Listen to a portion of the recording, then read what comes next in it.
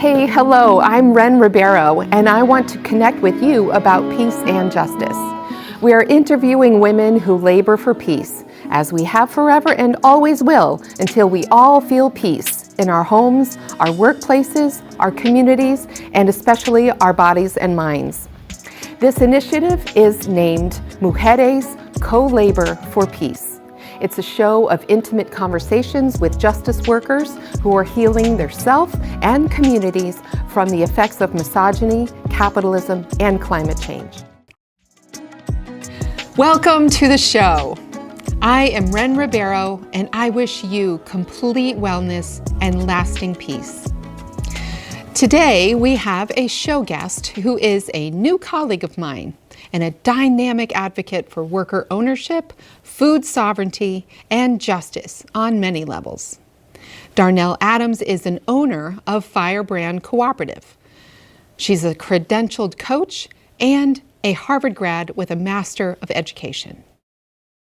Before we drop in on my intimate conversation with Darnell, let's check in with our hearts and get grounded in the spaces we are in at this moment.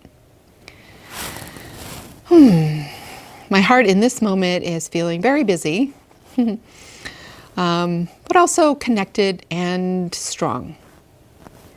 How is your heart? Now let's take an energizing breath together and join in with Darnell Adams.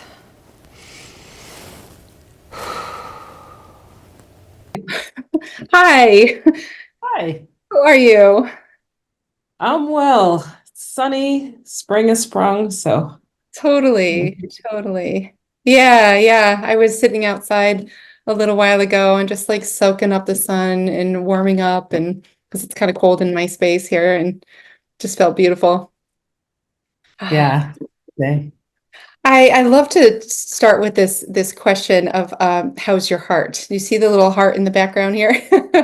It's a Yeah. theme of my show, and I have this here. Doing a heart check-in feels like a revolutionary act sometimes, you know? How is your heart? Well, I feel like when you say it's a revolutionary act sometimes, I feel very lucky in many ways that I don't feel that very often anymore. Like for variety of reasons that I can show up, my heart and feel like it's the right and way to be in the space. And that's a privilege for sure. So yeah, today I feel good. I feel thankful for the weather. I'm definitely an outdoor being, so now that I can be outdoors more often in the Nice. nice sun, it makes me happy. Yeah, I feel good. Beautiful, How about beautiful. you? Me, yeah, my heart's feeling like jambled like all over the place. I'm going from one meeting to another, and went to the studio already to do some editing for this news story group that I'm doing a soil presentation on in a couple of weeks, and that all went very well, which was wonderful. There's just so many things to do and places to be and fun ways to engage in the world. I remember thinking months ago of putting something on my website called "Can You Feel It?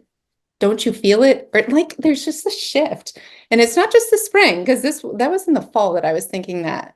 And I think it has a lot to do with organizing and with being in cooperative space and choosing how we show up and what work we do and how we do it. And you are such a model of that. Like I Googled you, and Uh-oh. I hadn't done that before. And I found out, like, my gosh, you've done so many things, not just through Firebrand, your cooperative, but you've written 2 articles for for Nonprofit Quarterly that are like so intense, like beautiful, about food sovereignty. And I'd love for you to talk a little bit about the process of putting things out, that values out there, the words about sovereignty, and any kind of feedback that you might have gotten that feels really good? And actually, maybe that's a second question, because I think a first, well, yeah, I'll just go in that direction. I'll trust what's coming out of my mouth. Uh, yeah, it's been a process, and it's one that I think a lot about, actually, because I do seem to be much more open and focused on creation of things.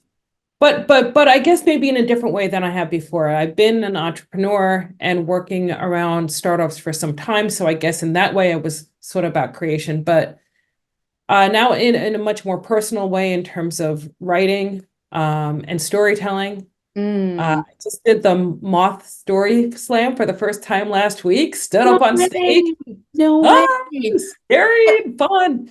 How'd it Um, go? The mom. it was good. It was good. It was fascinating to, see how the whole thing worked. And the story slams are everywhere, like all the time. So yeah, I decided to throw my hat in the ring and do a thing. Wow. So I feel somewhat kind of like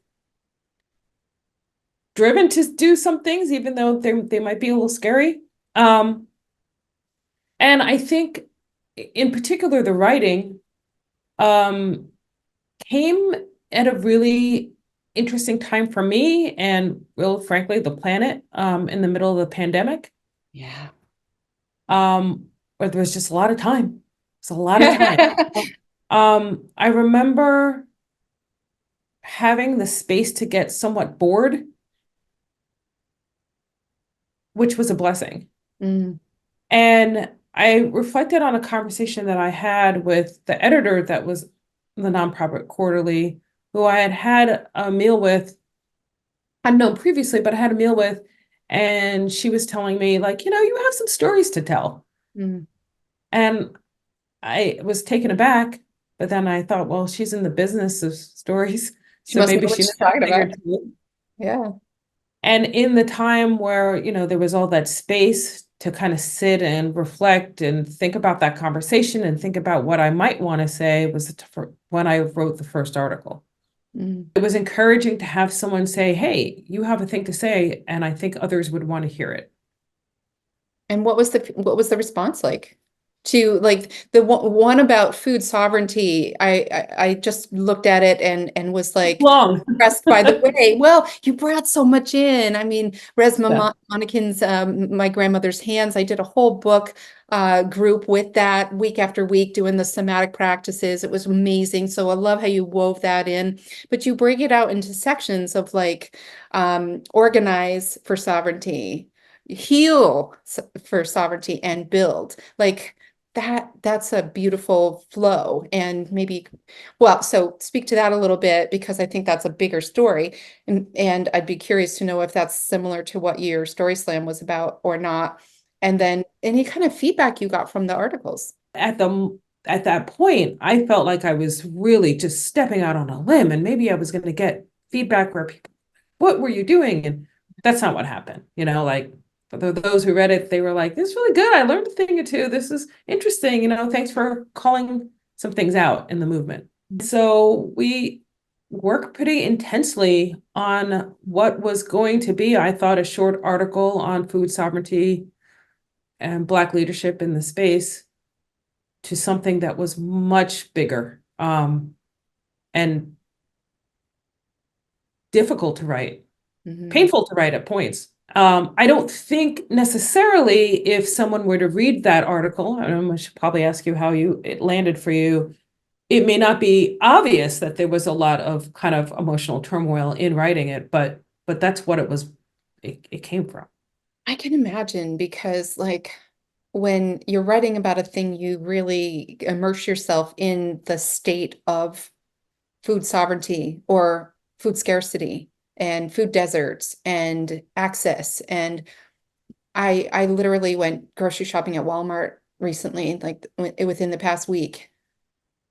And it was so hard, so hard. Like I can still feel how hard it was, because every single aisle of food was sugar, dairy, meat, and salt, like just such processed. And I was just like imagining the future worse than it is. And that got me really down. The suffering that people have due to many things. One can be illness, due to the food that is accessible. Some of it is also it was about like not having power and what that can do to one's soul. Mm. It was about the replication of like harms over generations, Mm-hmm. right? And it kept playing out and kept playing out. Uh, the story of certainly a story of cooperation, but how that's not, it's part of the story of the country. And even in the cooperation space came the trauma, came the systems of oppression, right? That there was, so it was a mode to get out of, um, of situations in which people were being harmed, but it was also the tool in which people were being harmed. Like there's so many ways in which it was just so complex. So trying to write the story, just saying, hey, this is what it takes to start a food cooperative. And we're talking about Dorchester Food Cooperative, right? Or there are other Or cooperatives in and general. all of the others, right? Yeah, because I was writing about different parts of people organizing in different parts of the country presently. But yeah, so my experience and others, how it quickly, if you're doing the deep work of like trying to birth something Mm. that it's still connected with it's connected with the past, it's connected with the future, it's the whole thing, right? And all of that comes with joy, and it comes with pain, it comes with sorrow, it comes with frustration. It was trying to tell the fuller story of what organizing is. And so sometimes I think it sounds like, oh yeah, you go out there and hey everybody, let's do a co-op, and Right. and And it just happens, magically happens. Yeah. Yeah. and it's like, whoa, there's some real lots of stories, both joy and pain, Yeah. and trying to tell that with some um, real care, with that story. Mm. Uh, I remember in particular this one interview that I did with Janet Howard, who is a cooperator in Raleigh, North Carolina, and we were talking about, from her perspective, kind of looking at, living through segregated South, Mm. and her particular community that was segregated, and like organizing now, and like her real ability to tell that arc of that story, and how, perhaps that's not something that comes up often in conversation now, which is like, how are we connected to the past? What are Mm. we trying to do now in the future? How can we not replicate some of the harms? Right. What does it really mean for people to organize, and what can be healed Right. in doing so? Exactly. Exactly. Right. Like healing the effects of the intersected effects of misogyny, capitalism, and climate change. I mean, climate change seems like if we could figure out how to heal misogyny and how to heal capitalism, nature might just take care of herself and we could rebalance. I And suspect that would be so. we saw that with COVID, right? When we all like stayed home, or most of us stopped having such a huge carbon footprint. We could see the Himalayas again, and the smog lifted in LA, and things rebounded. So there is, that hope in the natural order of things to do what it does. But the healing is the question, like we all heal differently. Sometimes we don't believe we can heal, and sometimes that's a systemic communal thing. And there needs to be transformational leadership, which you do through Firebrand Cooperative. And I want to hear about the transformative leadership experience that you bring, and kind of like, what's the fire in your belly that started that? Like, where did the desire to be in a position to do transformational leadership begin for you? And how does it play out through your worker cooperative? Yeah, I mean, I think that what drives me ultimately is probably coming from a place of not having power, Hmm. you know? And so one, I think there were certain things that came of that, which is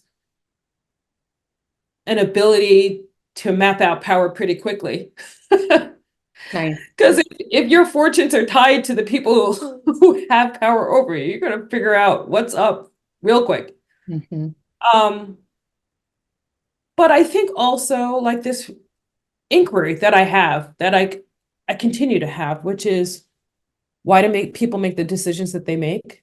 How do they make them? Um, what makes a great leader? What doesn't? How to make people make good decisions? It's probably the questions I'll be asking all my life. Mhm. Mostly what I do as a facilitator is, hold a space for folks, get really clear on what they're trying to accomplish, but then ask questions. Like Mhm. ultimately, I'm really curious. And in those asking those questions can come the why is it what we're doing the things we're doing? How do we make the best decisions? What data do we need? Who's not in the room? All of those types of things that comes out of those conversations. So, that I just show up listening Hmm. and asking, showing up curious, and Nice. then showing up with some hope. So if there was no hope, then nothing would ever change, then I'd just stay in bed. Mhm.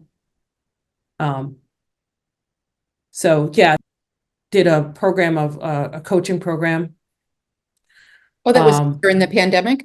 yeah, Yeah, I yeah, and think then that you have a certification and you do some coaching. I've been doing coaching for years through Inner Fortune, and I'd love to talk, more in the weeds on that at some point. But yeah, so I did the work, the class work, but then decided to go ahead and get credentialed as well through the credentialing body. So that took some time and some years to get the hours to do that. Um, so I feel like all the pieces sort of work together, like it's definitely different to facilitate or to coach. They're different processes, Mhm. or as a consultant coming in and maybe doing a strategic plan, but all of them are related. They're kind of all siblings. Yeah. Oh, nice. Depending the best tool or the best match for an organization or a person, I'm able to provide those things. Um, in terms of Firebrand, um, I'm so I never saw that coming either. I have to say I was at the point in which Firebrand was started, I was actually thinking like, maybe I just go to a for-profit company and like get paid. But then I'll Do it better. and then I get take the money and then I can sit on boards and then do that thing, like affect change that way. Um, and people were offering sort of not nonprofits, actually. I mean, a lot of nonprofits, actually, not for profits, were kicking around asking me, what I was doing. Nice. Uh, Nice to be and I wanted. kept, yeah, yeah. And I was horrifying myself by being like, yeah, no, I don't want to do that thing. Wow. This is terrible. I don't have a plan and I don't have a job. I gotta get it together. Stop saying no. Amazing. Good for you for being so embodied and knowing what's a no and what's a yes inside, like that's beautiful.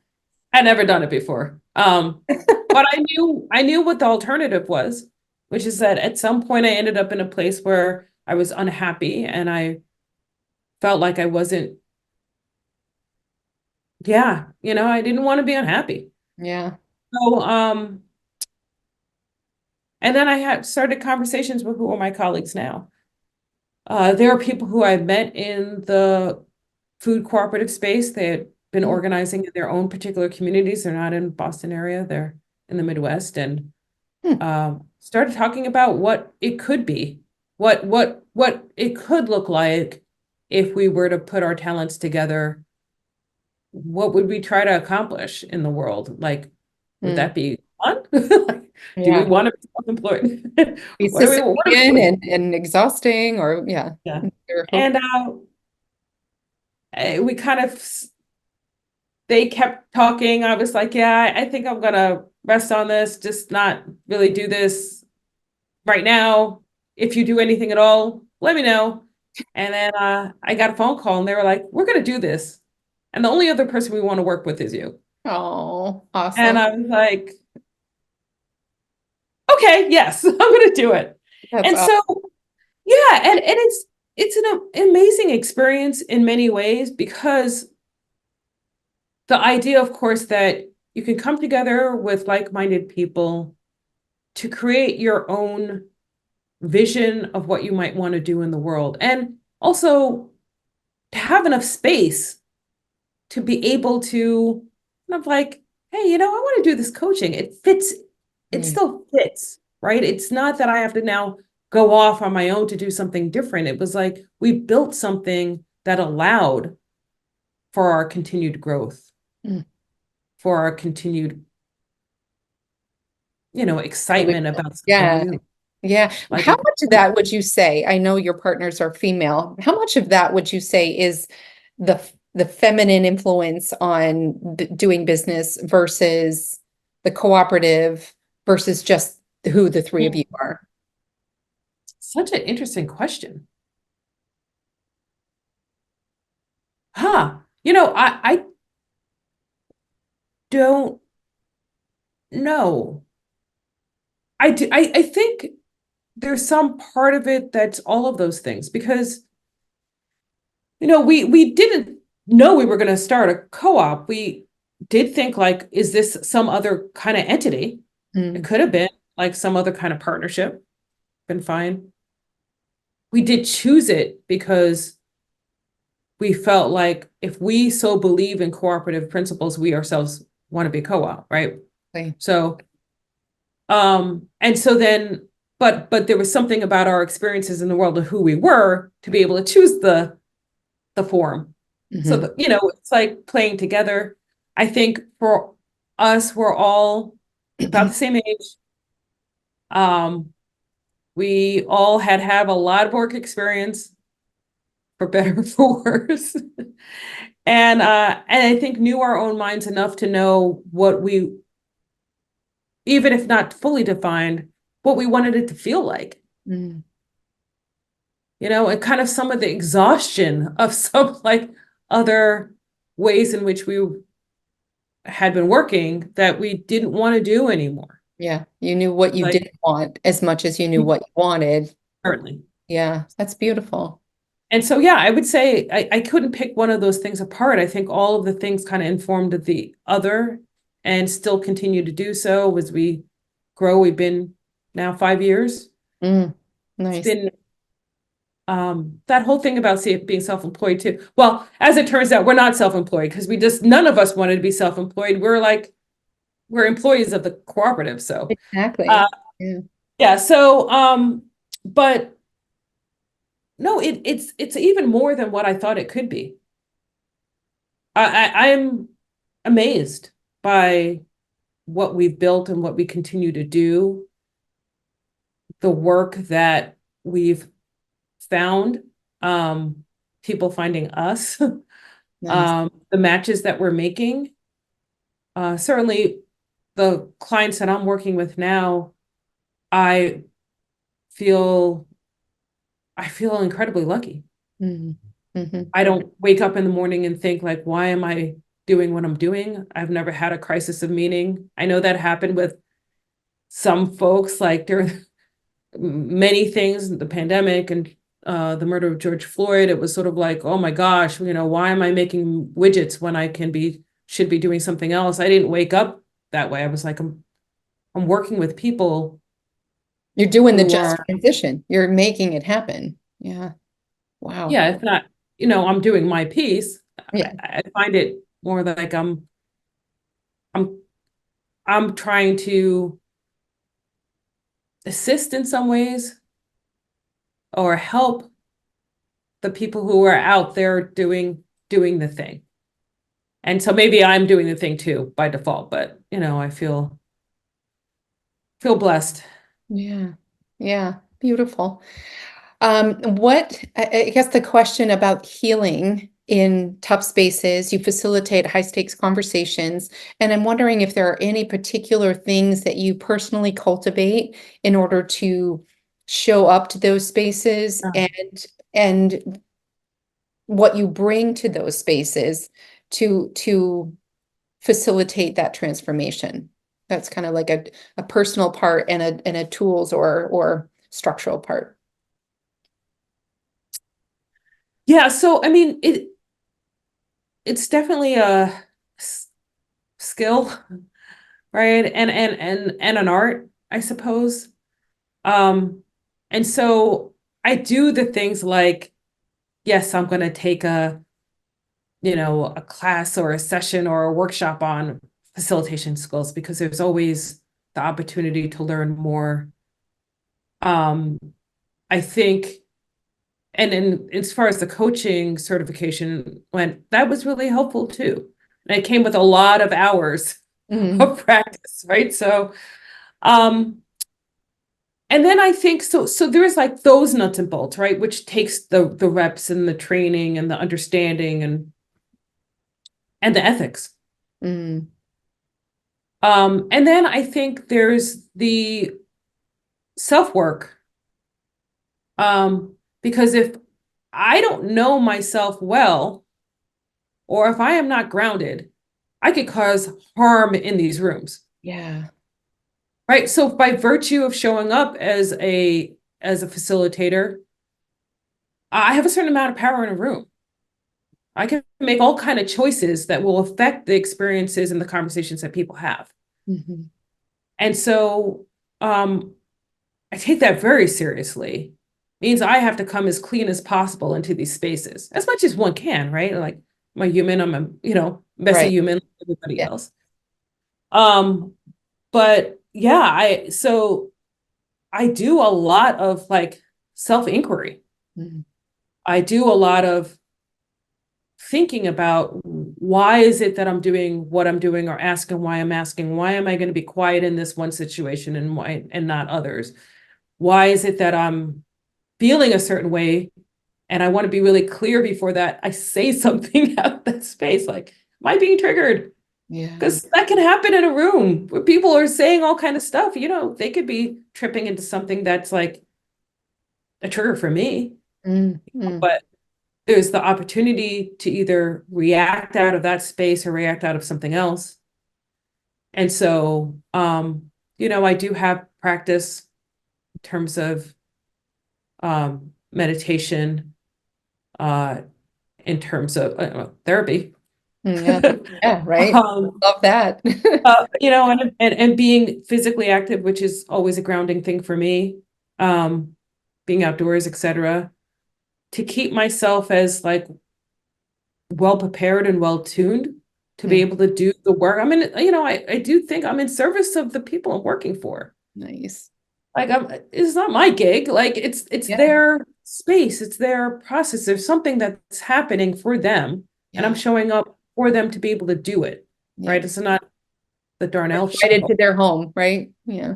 So, and I figure out how to like be the best way I can be in that space. Nice. I love it. Hopefully we're all taking time each day for self-care so that we can be that good person out in the world in the spaces that we occupy.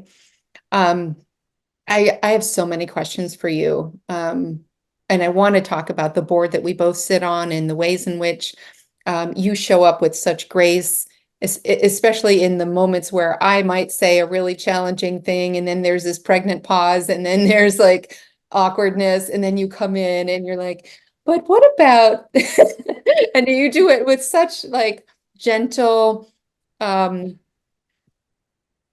confidence and, yeah, like I sense in you that you really live from your heart and you're in spaces, even if they're difficult spaces, like the culture of the board that we both sit on is one that has some elements that are not ideal, and sitting in that space and still like seeing the goodness in each member of that board and the potential of it, is an art, as you were mentioning. And I'm wondering if there's anything that you call on, or that like of the skill sets that you possess, that you practice to be in those spaces. Oh boy, yeah, it's an interesting thing. I think some spaces are more challenging than others. That's for sure. Dot, dot, dot. And um, so this is going to sound very Pollyanna-ish, and I'm really not Pollyanna. I mean, I think I'm a realist, frankly. Um, but I ultimately do believe that most people in the spaces that I'm in, right? It's like nonprofits that have this mission. Maybe it's a for-profit that's mission based. It's like this particular board that's supposed to be doing a thing. I feel that most of the time, people earnestly want to do the right thing. Yeah, what they're there I for. do. Yeah. Right? And so if that's the case, then that's really the well which I can go to in the worst of times, because I'm like, oh, this thing right now, like, like I can get my back up, I get frustrated, mad, or whatever it is, but then say, all right, my sense is that even in this mess, people are trying to do the right thing. Mm-hmm. Often what I can, so I might have a perspective that I'll lend to the group, right? And sometimes it's not accepted. Sometimes I'm definitely a person in the group where people are like, oh, it's Darnell, whatever. Um, but I can say the thing and I also can back it up with data. Yeah, I mean, that's usually where I kind of go, which is like, I might say the heart thing, but I might say it in a way that's also like, and this is why I'm saying this, not Yeah. just because I feel a certain way, do feel a certain way, but it's because of X, Y, and Z thing. And Smart. sometimes it talks to kind of both sides of people are moved, but sometimes data is not the thing that's really talking, Yeah. right? Like sometimes it's It's just like, cutting through the maybe the bias or the blocks, but the real, what we really hear from each other is the heart. yeah. And so it's like I get fearful that maybe I'm going to speak and I'm going to sound clueless, or I'm going to sound like, a pain or whatever it is. Like I'm going to be, I like to be liked. Yeah. But I'm a little bit more willing to be like, well, but I'm I gonna want to risk sleep it. tonight. Yeah. I want to risk it. Yeah. So I'm going to risk it, and I'm going to try to, again, kind of come in as clean as possible, right? Like, is this my particular issue that's like not really relevant to the good of the group? Or is this something that I want to put out there? Maybe somebody else out there is feeling the same way and they're just not able to say it. That's And I'll huge. take that risk. Huge. That's huge. I love it. Well, in our last few seconds that we have, I want to ask, what was your story about? Your story slam. Oh, well, the story slams are so interesting because they have a theme of to their own. Like they come with a theme. So the theme was green, Green, which the I color, would have or did you talk about environmental? no, and that was the funny. So the person who won the slam did talk about like a tree that was being cut down in this yard, and it was sweet and it was awesome and it was perfectly like suited for an NPR kind of like group. Beautiful. Like those are NPR listeners. Wow. Well, I Darnell, told it, but we I did not tell that story. awesome. That was the winner. Yay. I it's a competition, but I wasn't prepared to be like judged with numbers. Yeah, it's tough. I once went to a femme poetry slam thing, and I had three ready, and I went like last. And you know, the people that go first, the energy is up, and you know, people get the higher numbers, and at the end, it's just kind of they're tired, they want to get out of there, and I was like dead last, and I was just like feeling the vibe going. So I haven't gotten back up and done it again since then. So I've really have, I want that to be a growing edge for me in the next year or two. So maybe I've you'll never done give me some where tips. people are flashing scores. So that's I was like, oh, that's how they do it. Oh my God. But yeah, I think I'll do it again. Keep growing, keep growing. It's wonderful. Well, Thank you. Darnell, thank you so much for joining Mujeres Co-Labor for Peace. Hopefully we can have you back again and hear more of your stories and your evolution in transformational leadership and doing all these beautiful things out there in the world with cooperatives and food justice and sovereignty and yeah, growth, healing, and goodness in the world. Thanks for having me. I really appreciate it. And thanks for having these conversations. They're important. So yeah, Yeah, appreciate yeah. you. Thank you. Here's to the healing and to peace. Yes. Yes. Right. Till soon, my friend. Take care. Bye-bye. Bye. I hope you have enjoyed watching or listening to episode 15 of Mujeres Co-Labor for Peace. We heard from Darnell Adams, a woman who is determined to map the structures of power and from a place and practice of deep reflection to take the risks involved with challenging power toward the transformational potential of justice in all its manifestations. I am Wren Ribeiro, and I thank you for joining. This initiative is supported by Inner Fortune, the full-life self-coaching journal that is now digital. Join us for peace, and thank you for your heart.